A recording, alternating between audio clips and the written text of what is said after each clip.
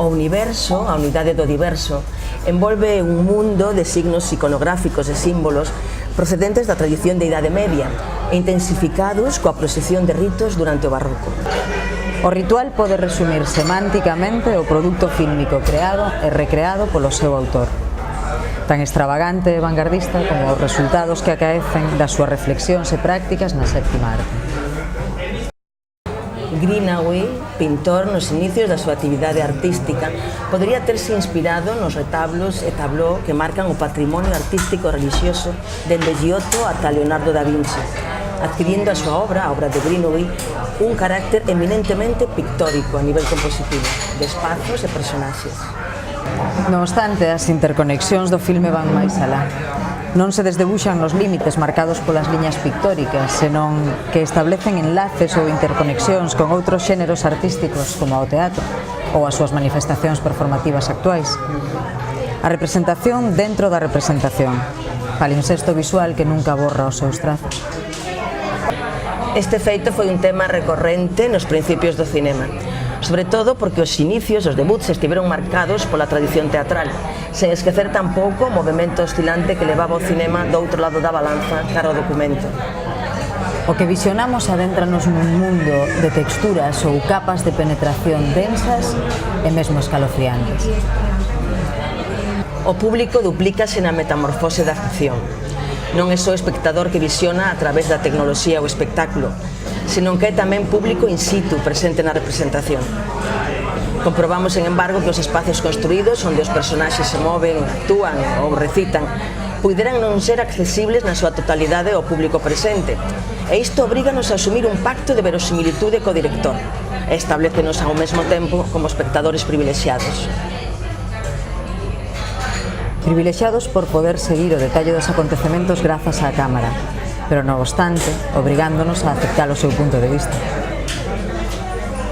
A tradición do teatro religioso, tinguido de materias pictóricas, transgride as convencións acatadas na época de dominio e control eclesiástico, e non só no feito social, senón na propia arte, xa que a Igrexa exerce de mecenas principal dos artistas ata a chegada do Renacemento, sendo isto prolongado no tempo ata a separación da Igrexa e do Estado. Así, a ironía é figura retórica imperante, sarcasmo e crítica dos preceptos religiosos e do rito fundacional fundamental, a virxinidade. As personaxes convírtense en monstros. Aqueles imaginados por Goya, pero non só estos, senón aqueles tamén das meninas. En seres fragmentados, e vemos na fragmentación a condición sine qua non do acto ritual. O corpo mutilado, dividido, a dor imperante ante o abismo das crenzas e as supersticións. Actualización do neobarroco incrementando os efectos perversos do acto epifánico, mesturado cos mitos do inconsciente freudiano da relación nai-fillo. A violencia non se oculta, ao contrario, sitúase como un elemento central. Os líquidos, o sangue, a pel, as vísceras, parecen compoñer unha especie de performance de post-body art no que os movimentos actuais que sosteñen o hard como divisa tiveran a si mesmo influenciado. Textura, se o táctil se incluíse dentro das posibilidades sensitivas do cinema, desgarrada, e frialdade na percepción da calor emanada dun ser perforado nos seus 37 graus. Aceptamos o imperativo da estética da barbarie, agriendulzado pola música e os cantos. Signos así mesmo da comunión, da sublimación e disolución da identidade. Ceremonias de vida e morte. O corpo, o seu tratamento, supón entendelos en fisuras, un obxecto vivo, sanguento, espido. O filme preséntasenos en concesións en forma de peza teatral, pero non da maneira que realizan os directores de Dogma 95. Teatro, danza e música fúndense nun axitado devir temporal, que tendo a ficción como disfraz, envólvenos nun halo de verosimilitude. O tempo deslízase seguindo a evolución biolóxica do nacemento, de aquel da personaxe profética que nos remite á figura sagrada de Cristo. Tal vez só sexa unha das posibles interpretacións do relato, aínda que sen dúbida as constantes fannos volver a mirada ás Sagradas Escrituras.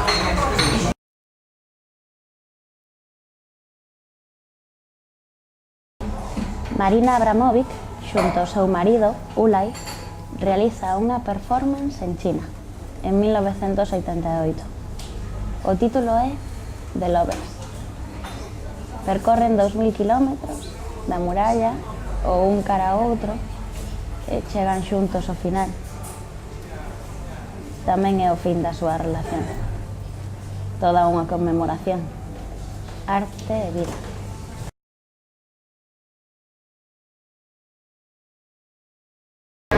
A resistencia francesa contra o réxime nazi da comeza oficialmente cun discurso do xeneral de Gaulle en Londres apelando a unha organización para combater o nazismo. Nese momento publicanse xornais clandestinos que realmente son a porte-parole da resistencia francesa, entre eles l'Humanité. Os condenados a morte son executados en Mont-Valérien. A ocupación data de 1940, durante a cal se instaura o réxime de Vichy e 4 anos máis tarde virá a liberación, que dá comezo co desembarco aliado nos territorios franceses do norte de África. A partir de aí inaugúrase o goberno de Gaulle. La Fiche Rouge era un cartel de propaganda nazi, no que se mostraban os rostros dos combatentes antifascistas. Concretamente foron 23 os membros do FT-MOI da rexión de Francia executados o 21 de febreiro de 1944, pouco antes da liberación. Louis Aragon recolle o termo La Fiche Rouge e dalle título a un poema en honor a ditos combatentes asasinados.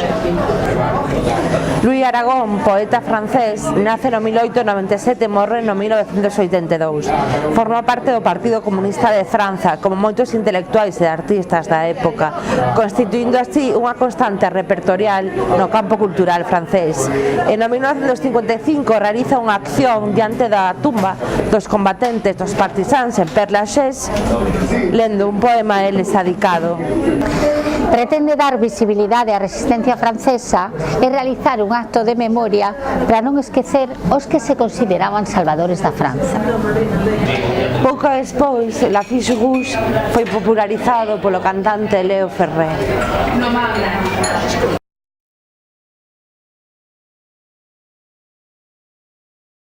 A traxedia pretende que o público se identifique. A maneira de identificarse co que está acontecendo é que experimente os sentimentos de compaixón e ou de temor para poder chegar así á purgación, o que tamén se coñece co nome de catarse.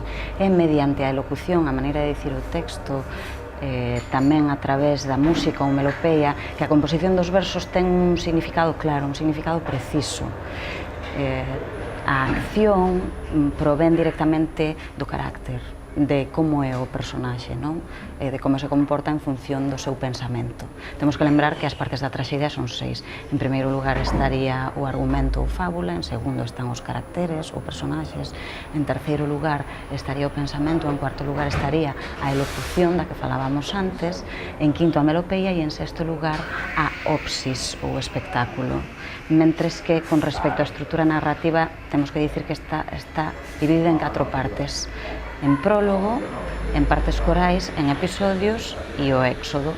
Efectivamente, en Edipo a peripecia atópase no feito de achegarse á verdade, unha verdade que é terrible, xa que Edipo descubre que foi el mesmo, a través dese recoñecemento, que matou o seu propio pai, neste caso Laio, para casar posteriormente coa súa mãe Iocasta, coa que chegou a ter 4 fillos.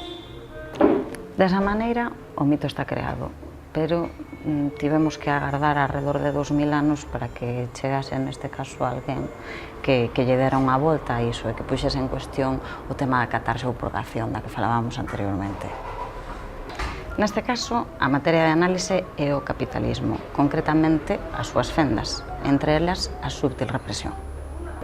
O sistema abarca todo e nos fuximos, tratamos de fuxir por liñas de fuga. Desta maneira convertémonos nunha especie de nómadas, mentres que Edipo, dende que nace, está destinado a un sino fatal que acaba cumpríndose, dando así un pouco a razón á predición do oráculo. Contra a orde establecida, aquela que se supón que se revela, Edipo, aínda que sexa dunha maneira bastante inconsciente, finalmente, está este anti-Edipo, que han de traspasar os límites de todo porque é un ser desexante. O sistema xoga coas represións e permisións. Pois o que está en xogo é os desexos, o desexo, aínda que non teña fin nin finalidade. Asistimos a un corpo sen órganos, ao desexo non definido, carente de obxecto de desexo, e este é codificado polo poder, interpretando o desexo dos que están relegando a súa hexemonía. Edipo ten así unha definida pulsión de morte. Pola contra, o anti-Edipo ten unha pulsión de vida, autonomía, constatando ser soi-même. Edipo mesmo di como adiante algo que resume a tragedia. C'est donc quand je ne suis plus rien que je deviens vraiment homme.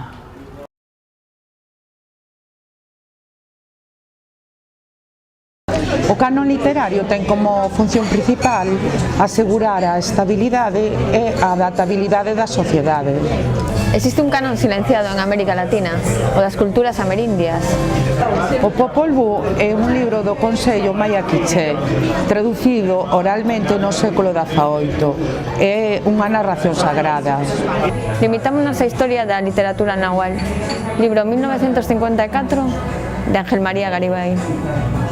A hermenéutica diatópica supón salvar distancias entre culturas con distintos topois e tamén distintos métodos de filosofar, é dicir, de contar historias. E tamén a crenza de que teorizar máis alá das propias fronteiras permítenos entender mellor o alcance da literatura. Tendo en conta que a literatura é un elemento autoorganizado, como di Lotman. Os textos eurocéntricos son aqueles postos en dúbida dentro do canon da literatura americana. Existe a necesidade das comunidades humanas de estabilizar o pasado, adaptarse ao presente e proxectar o futuro a través da literatura. Os universais literarios son un elemento de investigación na literatura que demostran a existencia de valores estéticos que trascenden as culturas.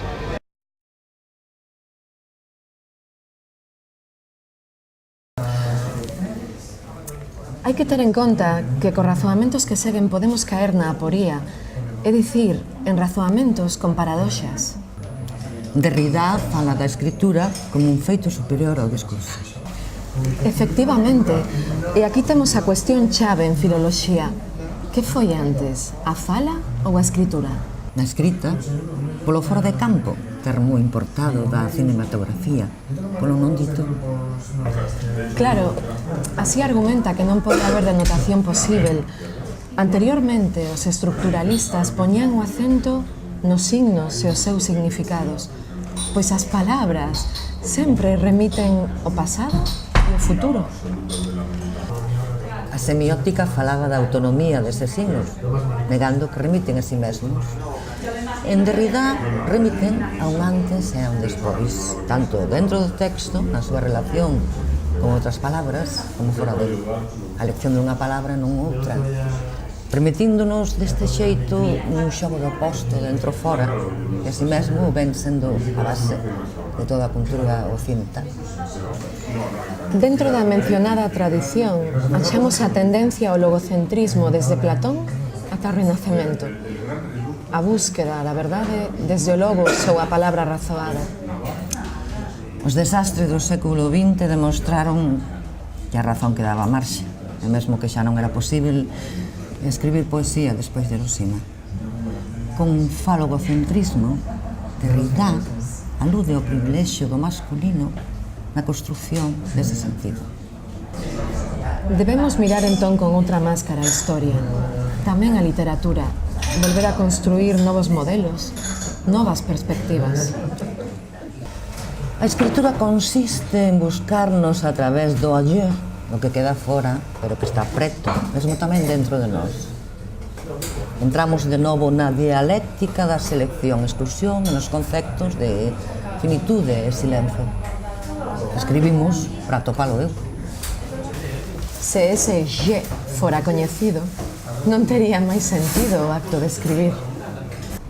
Asistimos así a Inexistence de moi,